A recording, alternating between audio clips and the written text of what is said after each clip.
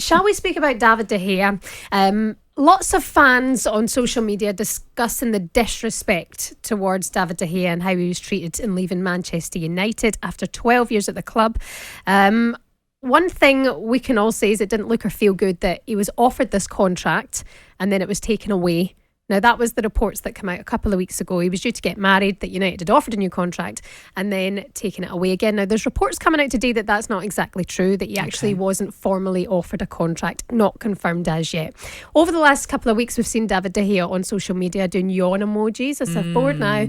Now, I actually think that's a little bit disrespectful if you are looking to get a new contract with the club. Yes, he's been a long-standing servant to Manchester United. He's had an incredible career. The only major trophy he didn't win with Manchester United was the Champions League. He's kept most clean sheets in the club's history. That's 190. 10 more than Peter Schmeichel, but in 147 more games. And I think if you look at the way that David de Gea is bowing out of his time at Manchester United, it's been quite a decline, especially this season as well, despite Manchester United having a positive season. If you look at how Peter Schmeichel left Manchester United, he won the Champions League in his last game. If you look at David de Gea's last game, it's the FA Cup final and a really poor performance. So do you think it's disrespectful that Manchester United cannot afford to pay him 375 grand a week no longer after 12 years when we know there's a new number one going to come in? Is that disrespectful or is that life? Well, it sounds to me as if they've offered him less money, which I would have offered him less money. And if you want to sign it, sign it. If you don't, you don't. But I'll give you a different slant on it. Peter Schmeichel, 5 Premier League titles, 1 Champions League, 3 FA Cups, 1 League Cup. De Gea in 11 years at Man United, 1 Premier League, 1 League Cup, 1 FA Cup, 1 Europa Cup. I don't think that's a lot. Yeah, but you for can't a big blame club. him solely. No, I'm not saying it's him. Peter Schmeichel deserves to walk out the club. 5 Premier League titles. Yeah. He deserves to walk out the club. But obviously, with De Gea a round of applause. has predominantly spent his time at Man United, where they've been on a rebuild since Sir Alex Ferguson left. They've had a number of different managers who've tried and not really brought the success really that they would want. And now Erik ten Hag is at the helm and there's a bit more optimism about Manchester United. I do think it's sad that he wasn't given that farewell that he probably deserved, because to be at a club for 12 years, that's a lengthy time to be at. This is a bit harsh now. Was he value for money at 375 grand a week? Does he give the club back what they've given him? Probably not. There you I go. would say you're probably right on that. And I would think maybe retrospectively you can look back and think maybe he should have left earlier. But the powers that be kept him on. So. Yeah, that contract he signed in 2019 made him the highest paid goalkeeper in the world. Is he still worth that now if Erik ten Hag is looking at a new number one coming in? Can Manchester United in their current climate justify paying David de Gea that money to know that he's not going to start every game? No. Probably not. So is that disrespectful or is that actually better business from the likes of Erik ten Hag and Manchester United?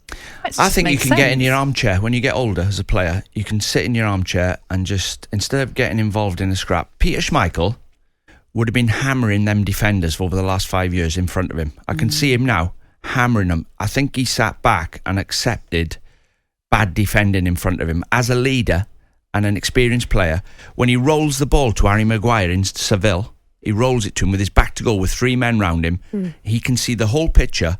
That's not a leader. He should have been saying to Harry Maguire, get up the pitch. You're having a bad time. I'm not going to make it worse for you by rolling balls to you at the back in the first 5 minutes of a game away from home in Seville. Get up the pitch. I don't think he led the team in the last 4 years of his contract. Do you think that was the moment when Erik ten Hag knew that he would be leaving this summer, or he wanted him out of the club this summer? Probably, yeah. I think he probably thought, well, like if Erik ten Hag was in goals, would he have rolled that ball to Maguire? All people like Harry Maguire. So he should know that. He's 30. What is he? 30? 32. 32. He's experienced player. He should know. Right, I'm not going to pass it to Harry. He's having a bad time. We just need to get him through the game. Or I'm certainly not going to pass it to him when there's 4 men round him. Like, put it up the pitch. Yeah. Do you know what? It's got reaction already. People calling in, texting in. Let's get to Stephen, who's a Man United fan, who's called up. Morning to you, Stephen. Morning, Stephen. Morning. Come on then. Let us know what you think. Do you know, you're talking rubbish there about saying De Gea's not value for money. I said being value for money. Martial, come on. He's not value for money either. Yeah. There's about 10 of them That's there. what I'm saying. Yeah, there's loads of them and all that, and you seem to be picking on them. No, we were just talking about him this morning, leaving the club. If you want to stay on the phone for the next 20 minutes, I'll go through Martial. Get him out as well. Get Sancho out. Yeah, I totally agree. There's about 10 of them. It's not picking on De Gea, it's just the fact that he has now left the club. That's the news today. It sounded like, to me and all that, all right, it might be getting the wrong end of the stick and all that, but I know he hadn't been the best, but he'd won 4, don't forget he'd won 4 Players of the Year award both times and all that by the players and things like that. At the time when Man United were really bad. Yeah, you're right.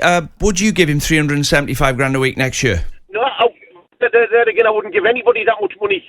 No, but I mean the going rate. But you're never going to give that to your second keeper, are you? If they're going to go for Andre Aherne, which it seems as they are, why would you pay your goalkeeper that amount of money to sit on a bench? You're not going to do don't get me wrong. You don't get nothing for looking back in football, right? You don't get nothing for. He's not going to get you 3 points that he's made 4 Player of the Years.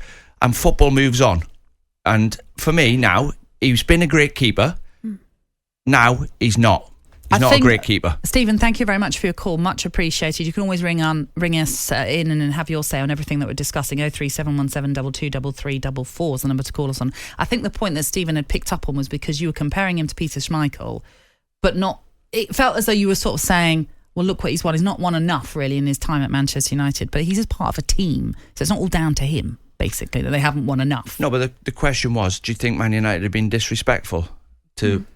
Well, the way I look at it was, as he give value for money then, we give you, how about this? We shake hands, I give you a new contract on 375 grand a week, you give me everything you got for 4 years. Has he done that? Well, clearly not, because he's on his way out. So that is the situation. Shebahn, thank you very much. talkSPORT Breakfast, waking you up Monday to Friday morning from 6 a.m. on AM, on DAB, via the talkSPORT app and on your smart speaker. talkSPORT.